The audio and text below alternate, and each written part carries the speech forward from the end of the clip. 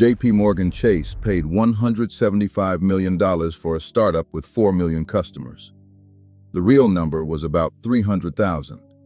The rest were invented for $18,000. The biggest bank in America. 350 people on due diligence. And a 28-year-old founder with a spreadsheet full of ghosts. This is how one of the sharpest deals teams on Wall Street bought a crime scene. And how a Forbes 30 Under 30 star talked her way into a 7-year sentence. Charlie Javis grew up in Westchester County, New York, private French-American school, a father in hedge funds. By college, she was already building her legend. As a freshman at Wharton, she founded PowerUp, a platform for student microfinance clubs. At 19, Fast Company put her on its list of the most creative people in business. She graduated Wharton in 3 years. And in 2016, she founded the company that would make her famous, and then infamous. Frank. Frank's pitch was genuinely good. FAFSA, the federal student aid form, is a bureaucratic nightmare. Frank promised to get it done in minutes, for free. The business model: help students file for aid, collect their contact data, and monetize that audience. Millions of college students, exactly the customers every bank wants young. There were warning signs early. In 2017, the Department of Education accused Frank of looking like a government site. The company had to drop FAFSA from its own web address and settle in 2018. But the hype machine won. Frank raised over $25 million, with billionaire Apollo co-founder Mark Rowan leading a $10 million round. Javis made Forbes 30 Under 30. By 2021, Javis was calling Frank an Amazon for higher education. The story was perfect. The numbers were about to become a problem. In early 2021, Frank hired investment bank LionTree to find a buyer. The dating pool, the biggest banks in America. Capital One looked first and got to a $125 million offer before walking away. Then came the whale, JPMorgan Chase. In a July 2021 meeting, Javis told JPMorgan that Frank had over 4 million users, each one, she said, a real person who signed up with their full name, email, and phone number. For the bank, that list was the deal.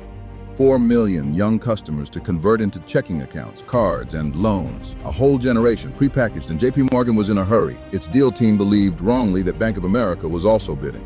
Fear of losing is a powerful anesthetic for skepticism. The bank put roughly 350 people on due diligence. It also hired an outside firm that offered twice to independently verify Frank's user data. JPMorgan declined, twice, but diligence did ask the one question that mattered. Show us the list. All 4.25 million accounts. Javis pushed back, citing privacy. The compromise: Frank would send the data to a neutral third-party validator instead of the bank. All Javis had to do now was produce 4 million people who did not exist. First stop, her own head of engineering, Patrick Vovor. On August 1st, 2021, Javis asked him how easy it would be to grow 300,000 users into 4 million. The next day, on a Zoom with Javis and Chief Growth Officer Olivier Amar, Vovor was asked to create synthetic data, fake users. He asked if it was even legal. Then he refused. Javis's reassurance, delivered in French, would follow her to trial.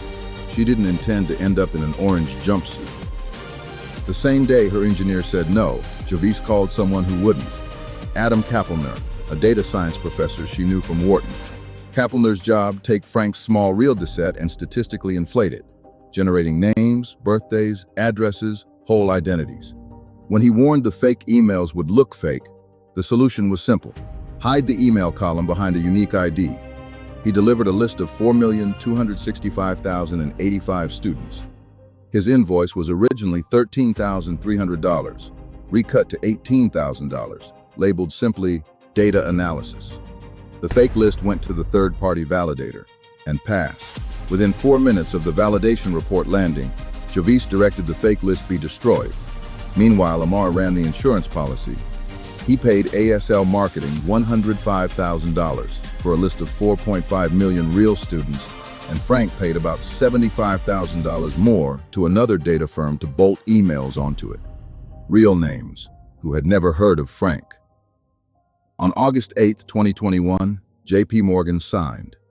September, deal closed at $175 million. Javis collected over $21 million for her shares, with a $20 million retention bonus promised. Amar took about $5 million, plus a $3 million bonus. Both walked into JPMorgan as executives. The fraud was now inside the building, on the payroll. For a few months, nothing happened.